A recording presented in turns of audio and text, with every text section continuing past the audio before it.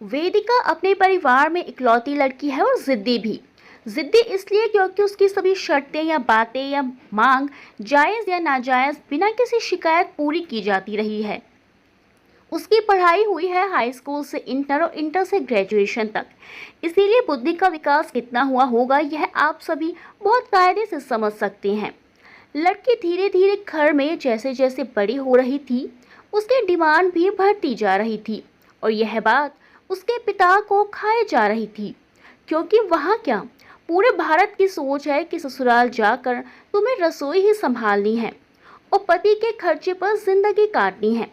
यह कटु शब्द उस वर्ग के भारत के हैं जब लड़कियों को पढ़ाना भी एहसान होता था। लेकिन इन सब के बीच वेदिका की कोई गलती नहीं थी, क्योंकि उसे वैसा उसके परिवार ने बनाया था। चूंकि वेदिका अकेली लड़की थी और अगर उसे घर से बाहर भी जाना हो तो बड़े भाई या मम्मी साथ जाती थी। वेदिका ने इंटर कर लिया था और व्यक्तित्व की बात करें तो दूध सा गोरापन, गठीला शरीर, सुंदर नैन नक्श और संतरे की फाग जैसे होठ। इतना ही नहीं, काले काले लंबे बाल जो उसकी खूबसूरती में 4 नहीं बल्कि 8 चांद लगा रहे थे। बस अगर कुछ नहीं हुआ था तो वह था बुद्धि का उत्तम विकास। पढ़ाई में इंटर करने के बाद उसे लगता था कि उसने बहुत पढ़ लिया और उसने किसी पर बहुत बड़ा एहसान किया है। 8 कमरों का घर, घर में ही दुकान जो कि मेन मार्केट में, और इस सबसे ज़्यादा घर में खर्च करने के लिए पैसा बहुत था। तो आगे पढ़ना, बाहर जाकर पढ़ना या तैयारी करने की उसने कभी भी जहमत नहीं उठाई। उसका दिमाग बस किसी चीज़ में लगता तो वो था सूट और लहंगा या फलाना शॉप से खाने का सामान चाहिए।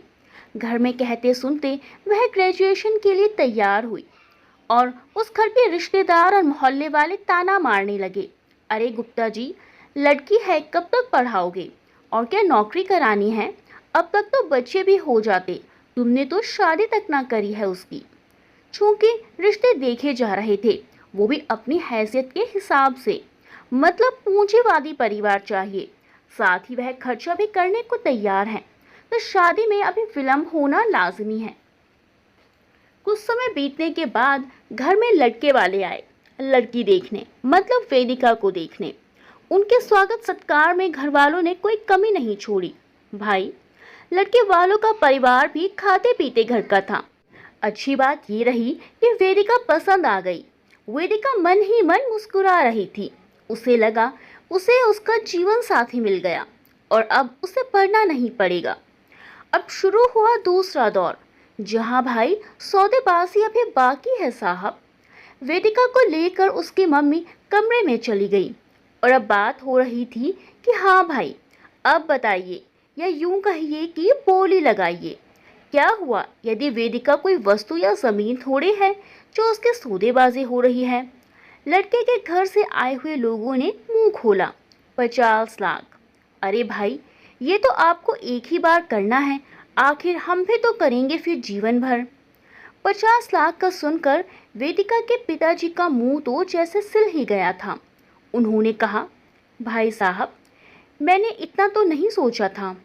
अगला, कोई बात नहीं भाई, चलिए आप 2-4 लाख कम में व्यवस्था कर लीजिएगा। अब इससे ज़्यादा हम क्या कह सकते हैं, लेकिन इससे कम में फिर हम नहीं करेंगे। वेदिका के पिता ने तो मुश्किल से 20-25 के बाद सोच रखी थी। यह रकम कोई बहुत बड़ी नहीं है उनके लिए शादी में खर्च करने के लिए, लेकिन लड़के वाले तो दोगुने की बात करके चले गए। यह रिश्ता नहीं हो सका और ऐसे ही करते करते कई रिश्ते मिलते और हर बार बोली लगती, लेकिन बात कभी फाइनल नहीं होती, या यूं कहिए लड़के वालों का पड़ता नहीं पड़ रहा था। वह जितना उनके पिता दे रहे थे उतने में वेदिका को पूरी जिंदगी खिलाने में सक्षम नहीं थे। परिवार वालों के जाने के बाद वेदिका को कोई ये नहीं बताता कि पैसों के कारण बात कट रही है। बजाय इसके उसे कहा जाता कि तुम्हें सिलाई नहीं आती या ब्यूटिशियन नहीं आता, तो उन लोगों ने मना कर दिया है।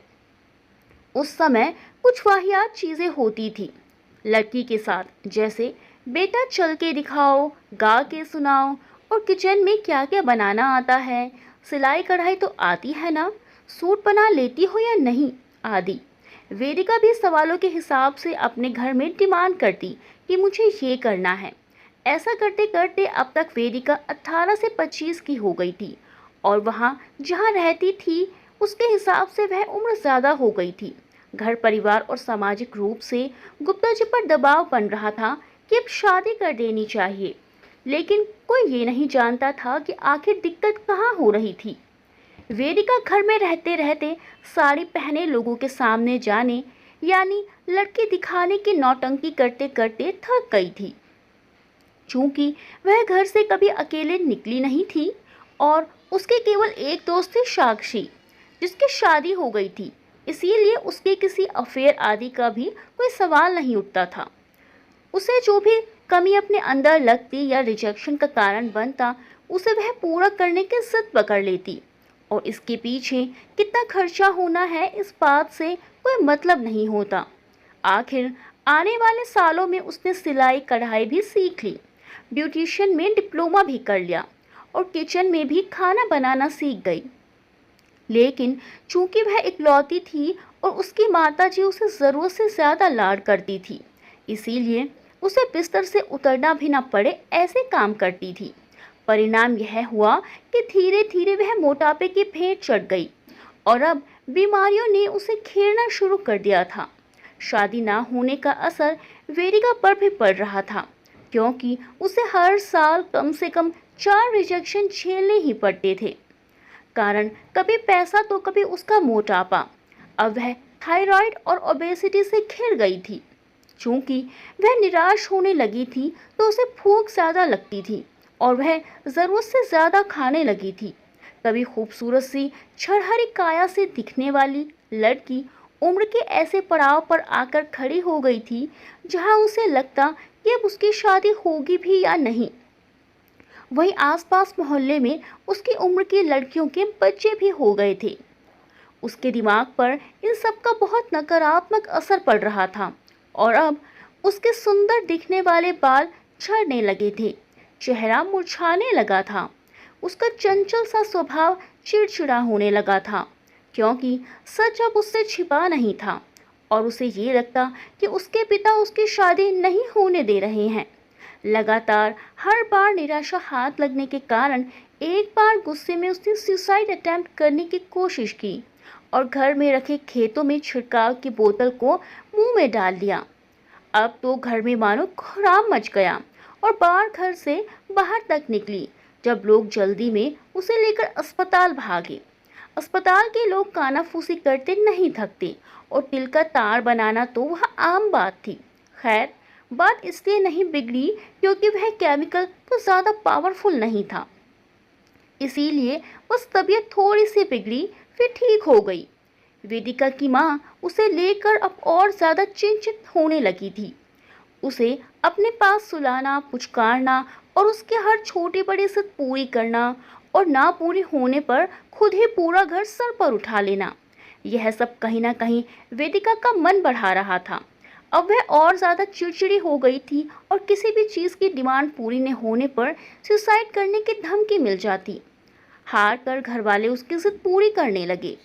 कुछ दिन और बीते जिंदगी के, लेकिन अभी भी वेदिका और वेदिका की माँ को लगता कि उनकी राजकुमारी को कोई राजकुमार लेने आएगा। कोई भी लड़के की फ़ोटो दिखाने पर दोनों ही मना कर देती कि नहीं, ये सुंदर नहीं है, तो कभी काला है, तो कभी उसके 4 भाई हैं, इसीलिए मैं उस घर में शादी नहीं करूँगी। कुछ समय का गैप देने के बाद फिर से लड़के वाले देखने आए तो बात तो लगभग बन ही गई थी। उन्होंने कहा, भाई देखिए, हमें कहना ना पड़े, हमने आपके लड़की को पसंद किया है, अब आप भी हमारी पसंद का मोटा मोटा खर्चा पानी बता दीजिए, फिर हम भी आगे बढ़ें और आप भी तैयारी कीजिए। चूँकि काफ़ी समय से लड़की दिखाने और शादी के खर्चे का मोल भाव करते करते वेदिका के पिताजी बहुत थक गए थे, इसीलिए उन्होंने सोचा कि कहीं से भी व्यवस्था करके इस रिश्ते को हाथ से जाने नहीं देना है। उन्होंने फीकी सी मुस्कान के साथ कहा, आप ही बता दीजिए, हम क्या बोलें। लड़के वालों ने तो छूटते ही मुंह की बात पकड़ ली, अरे हमारी भी बेटी जैसी है वो, आप बस 40 लाख कैश कर दीजिए और बाकी खातिर कर दीजिएगा हमारे बारातियों की। आखिर हमारा बेटा भी सरकारी नौकर है, आपकी बेटी भी जीवन भर राज करेगी। इस बात के बाद तो जैसे वेदिका के पिता खिन्न हो गए थे। उन्होंने हाथ जोड़कर बताते हैं कि बात कह के लड़के वालों को इधर विदा किया और उधर घर के कमरे में वेदिका ने खुद को बंद कर लिया। वेदिका और उसके पिता दोनों पर ही मानसिक रूप से दबाव बन रहा था। दरवाजा बंद होने से सब लोग काफी डर गए थे कि कहीं यह लड़की फिर से कोई गलत कदम ना उठा ले। जैसे तैसे दरवाजा झूठ बोल के खुलवाया गया कि वो लोग तुम्हें पसंद करके गए हैं। दरवाजा खुल गया था, लेकिन जिंदगी के दरवाजे पर तो अभी भी कम से कम 50 लाख का ताला लटक रहा था। घर में भाइयों और पिता में बात होने लगी कि कहां से करेंगे इतने की व्यवस्था। ये बातें कहीं ना कहीं से वेदिका के कान तक पहुंच रही थी। ऐसा नहीं था कि उसे लोगों की डिमांड के बारे में पता नहीं था या जिस शादी में वह जाती थी वहां के खर्चे का अंदाजा नहीं था। चूंकि वह इकलौती थी, इसीलिए उसे लगता कि कोई कितना भी मांगे, मेरे लिए मेरे पिता को ये सब पूरा करना चाहिए, भले कर्ज लेकर ही करना पड़े। सारे जमा पूंजी और उधार की व्यवस्था करके लड़के वालों को फोन किया गया कि भाई साहब, मैं वेदिका का पिता बोल रहा हूँ। सामने वाले ने हाल चाल दुआ सलाम की फॉर्मेलिटी करने के बाद सीधा मुद्दे की बात की। यह सुनते ही कि हम कैश में केवल 20 लाख ही कर पाएंगे, बाकी खातिर में कोई कमी नहीं होगी। सामने वाले ने खरा खरा जवाब दे दिया कि भाई साहब, हमारे लड़के का रिश्ता कहीं और तय हो गया है, वो भी उम्मीद से ज्यादा दे रहे हैं वह लोग, आप कहीं और देख लीजिए। इस बार वेदिका के पिता की आंखों में आंसू आ गए थे और घर वालों का चेहरा उतर गया था, जिसे भाप कर ही वेदिका समझ गई कि यह रिश्ता भी नहीं होगा। अब मानसिक रूप से दबाव न सिर्फ पूरे घर पर था, बल्कि वेदिका खुद ही में टूट गई थी। उसे लगने लगा कि अब उसकी शादी नहीं होगी। घर का माहौल हल्का करने के लिए भाइयों ने वेदिका से कहा, चल वेदिका, तैयार हो, कहीं होकर आते हैं, तो शॉपिंग कर लेना और हम सब कुछ बाहर खा कर आते हैं। वेदिका बिना जवाब दिए अपने कमरे में चली गई और दरवाजा फिर से बंद हो गया। उसकी माँ ने चिंता जताते हुए पूछा तो उसने कहा, मुझे कहीं नहीं जाना, मुझे सोना है। वेदिका को आराम चाहिए, ऐसा सोचकर उसकी माँ ने उसे परेशान ना करना ज़्यादा ज़रूरी नहीं समझा और वहाँ से चली गई। शाम हो चुकी थी, काफ़ी देर हो गई। इतना तो कभी नहीं सोती थी वेदिका। उसकी माँ को चिंता होने लगी। उसने अपने बड़े बेटे ऋषि को और सबसे छोटे बेटे ऋषभ को बताया कि वेदिका अभी तक उठी नहीं है। उन लोगों ने इस बात को ज़्यादा सीरियस नहीं लिया, क्योंकि उन्हें लगने लगा था कि ये तो उसका रोज़ का ड्रामा हो गया है। फिर भी माँ को परेशान देखकर वो लोग गए और दरवाज़ा खटखटाया। दरवाज़ा नहीं खुल रहा था। कोई भी कितनी भी गहरी नींद में हो, लेकिन दरवाज़ा खटखटाने पर आँख खुल ही जाती है। अब घर वाले परेशान हो रहे थे। किसी तरह दरवाज़ा तोड़ा गया तो वेदिका बिस्तर पर पड़ी थी। आज उसके मुंह से खून निकल रहा था। किसी को कुछ नहीं समझ आ रहा था कि वो क्या करे। तभी लोगों ने पास के डॉक्टर को फ़ोन करके घर बुला लिया और तब जाकर पता चला कि वेदिका ने ज़रूरत से ज़्यादा नींद की गोली खा ली थी। डॉक्टर ने इंजेक्शन देकर दवा का असर हल्का किया और फिर गुप्ता जी को बुलाकर जो कहा, उससे पूरे परिवार के होश उड़ गए। डॉक्टर का कहना था कि उसे कुछ दिनों के लिए इस जगह से दूर ले जाएं, नहीं तो एक और अटेम्प्ट उन पर बहुत भारी पड़ सकता है। मतलब वेदिका की जान को खतरा भी हो सकता है। अब घर में वेदिका की शादी की बात कोई नहीं कर रहा था। वेदिका को घर में कोई भी अकेला नहीं छोड़ रहा था।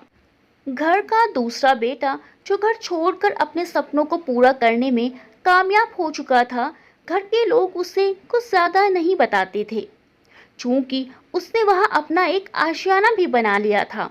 इसीलिए घर वालों ने सिर्फ अपने आने की खबर भर दी उसे, ताकि वेदिका को थोड़ा सा चेंज भी मिल जाएगा और अगर वहां कोई बात बनती है तो और भी अच्छा है।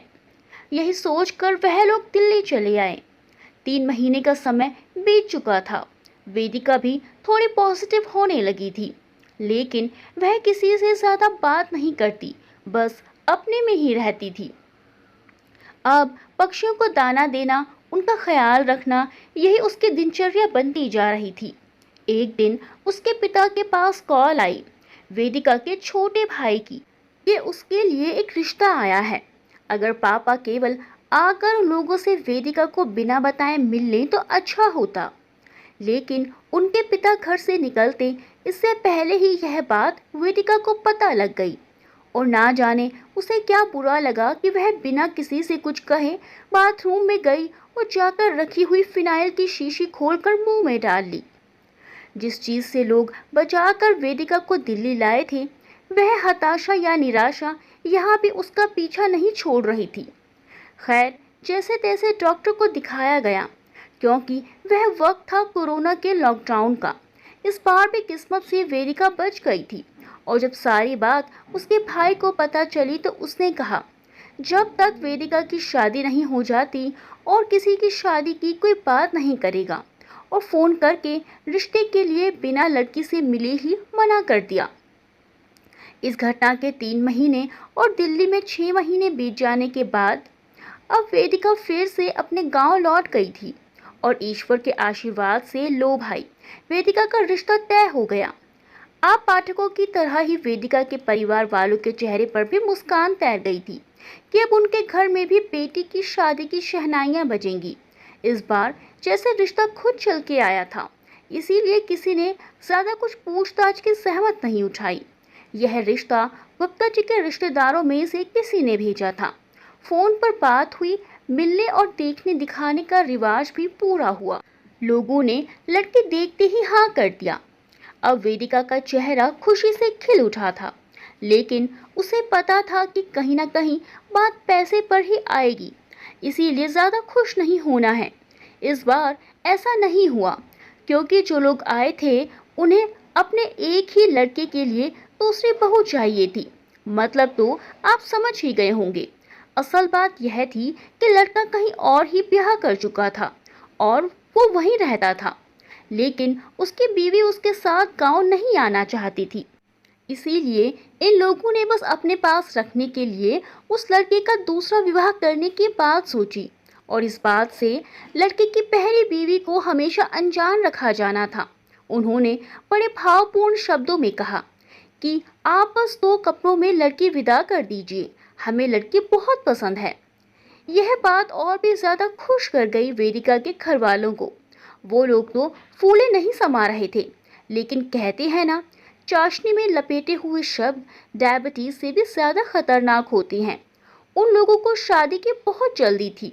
उनका तो कहना था कि आप अगले हफ्ते सगाई और उसके अगले हफ्ते शादी करके लड़की को विदा कर दीजिए।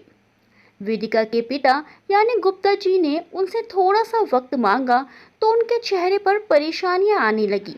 फिर भी उन लोगों ने जल्द से जल्द शादी करने की बात की और चलने लगे। इस बार वेदिका खुश बहुत हुई कि उसकी शादी तय हो गई, लेकिन ना जाने क्या हुआ वेदिका को कि उसने अपने छोटे भाई ऋषभ को कहा कि जरा एक बार लड़का जहाँ रहता है वहाँ का एक चक्कर लगा आ और पता कर कि सब ठीक है कि नहीं। चूंकि सगाई को अभी 1 हफ्ता बाकी था, इसीलिए उसने सोचा चलो दीदी के कहे अनुसार बात भी पूरी हो जाएगी और जीजा जी का घर भी देख आएंगे। यही सोचकर वह पहुंच गया सीवान, जहां का पता उसे दिया गया था। उस घर ना जाकर उसने आसपास के लोगों से लड़के के बारे में पूछताछ करनी शुरू की। उसे जो पता चला उससे तो उसके पैरों तले जमीन ही खिसक गई। पड़ोस के ही एक व्यक्ति ने जब उससे यह सवाल किया कि बाकी तो सब ठीक है भैया, लेकिन आप ये छानबीन क्यों कर रहे हैं, तो ऋषभ ने कहा, भैया बोलना मत, लेकिन वो क्या है ना कि बहन देने से पहले थोड़ी पूछताछ भी जरूरी है ना। भले परिवार बहुत अच्छा है, भले घर के लोग हैं। इस बात पर जब उस व्यक्ति ने कहा, भाई सब तो ठीक है, पर बहन देने की बात नहीं समझ आई, क्या दूजा ब्याह कर रहा है क्या इनका लड़का। ऋषभ, मतलब ये कि इसकी शादी तो पहले ही हो चुकी थी, बहू भी आई और अब लड़की के साथ उसके साथ जहाँ वो काम करता है वहाँ रहती है। ऋषभ ने दोबारा पूछा, भाई आप इसी परिवार की बात कर रहे हैं? उसने कहा, भाई न्योता मिला था हमें और गए भी थे हम तो। इस बात का बहुत बड़ा झटका जैसे ऋषभ को लगा था कि एक रिश्ता बना भी तो ऐसा। अब वो जाकर क्या बोलेगा अपनी बहन को कि दीदी ये शादी भी नहीं हो सकती, क्योंकि वो तो पहले से ही शादीशुदा निकला। उसने घर आकर सारी बात अपनी बहन और पूरे परिवार को एक साथ बता दी। वेदिका रिजेक्शन झेलते झेलते बहुत मजबूत हो गई थी। उसके पिता कुछ बोलते उससे पहले ही उसने कहा, पापा फोन करके अपनी तरफ से मना कर दीजिए। मुझे उनके चाशनी में लपेटे हुए शब्दों पर ही शक था, इसीलिए मैंने ही भाई को भेजा था वहां। इस बार वेदिका ने रोई थी और ना ही उसने कोई गलत कदम उठाने की कोशिश की, बल्कि उसने अपनी माँ से कहा, माँ जब लिखा होगा तो मेरा जीवन साथी भी मिल ही जाएगा, नहीं तो तुम हो ना, मैं हमेशा तुम्हारे पास ही रहूंगी। उसकी माँ की आंखें नम हो गई और उन्होंने वेदिका से कहा, बेटा देखना जल्द ही तेरा जीवन साथी भी मिल जाएगा। अब तक प्रयासों सहित वेदिका 35 की हो गई थी और नाते रिश्तेदारों के साथ ही वेदिका के घर वाले भी मान बैठे थे कि वेदिका की शादी नहीं हो पाएगी। इसीलिए उन्होंने उसके नाम जमा पूंजी जो इकट्ठा की थी वह सब उसके खर्चे के लिए बैंक में जमा करा दी। और अब वेदिका सिर्फ मंदिर जाना, व्रत रखना, पूजा पाठ करने करवाने में ही अपना ध्यान लगाती और खर्चे करती। चूंकि वेदिका से छोटा भाई जो बाहर रहता था वह अकेला था, इसीलिए उसने बिना किसी को बताए अपनी पसंद की लड़की से शादी कर ली और घर वालों को सिर्फ फोन करके बता दिया कि मैंने शादी कर ली है और हो सके तो दीदी को मत बताइएगा। घर वालों का गुस्सा होना जायज था, लेकिन वो भी क्या करता, किसी एक के कारण सबकी जिंदगी रुकी पड़ी है। शादी के 6 महीने बाद ही सही वेदिका को पता चला कि उसके छोटे भाई ने वही शादी कर ली है। वह नाराज नहीं हुई।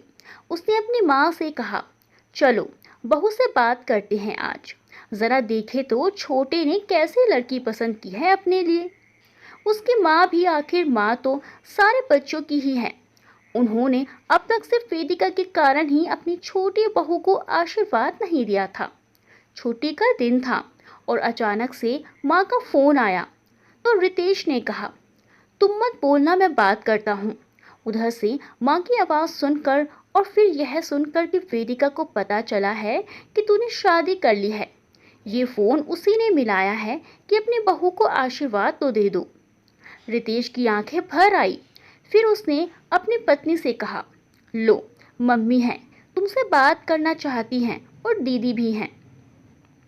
उसने बड़े ही संस्कार के साथ प्रणाम करके हाल चाल लिया और बात की अपनी ननद और सासू माँ से।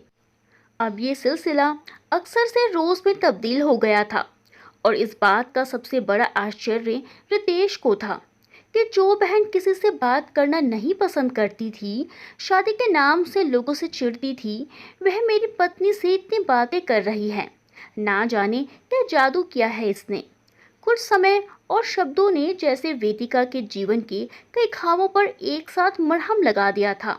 अब वह अपनी सारी बातें खुलकर किया करती थी रितेश की पत्नी रिधि से। धीरे धीरे उसने वेदिका को समझाना शुरू किया और फिर शादी के लिए भी, जहां सभी लोग ये मानकर बैठ गए थे और वेदिका खुद भी कि उसकी शादी नहीं होगी, वहीं बंजर जमीन में जैसे किसी ने प्रकृति का आशीर्वाद दे दिया हो। उसकी बहन ने अपने जीवन की बागडोर रितेश की पत्नी को दे दी और कह भी दिया कि अगर तुम्हें सब कुछ सही लगे तो तभी हमसे बात करना।